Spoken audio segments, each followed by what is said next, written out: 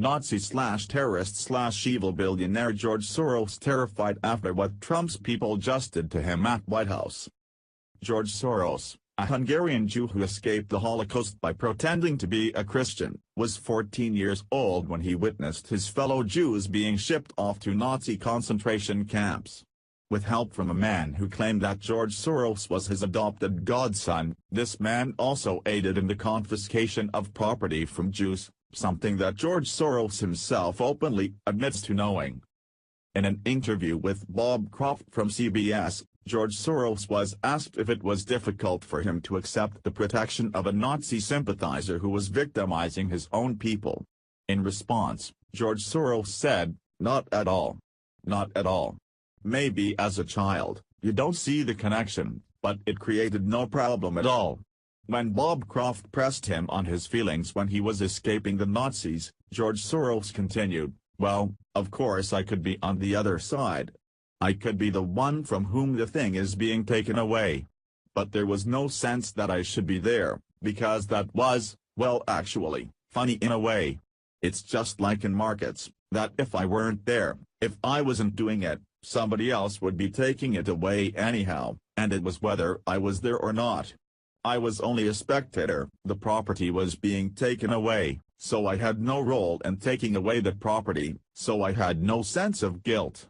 Understanding these events in the early years of George Soros's life, and his lack of sympathy now, speaks volumes about the kind of monster he is. George Soros has funded terrorist organizations such as Antifa and Black Lives Matter in order to incite violence in his effort to expand his political influence. George Soros has also been connected to numerous riots and violent groups across the world. In each instance, his involvement was to further his violent leftist agenda while cashing in on the misfortune of others at the same time. Now it seems that a large group of Americans have had it with George Soros and his funding of violent leftist causes. Currently, there is a White House petition with 110,941 signatures asking President Trump to declare George Soros a terrorist. The minimum amount of signatures required for a White House response is 60,000.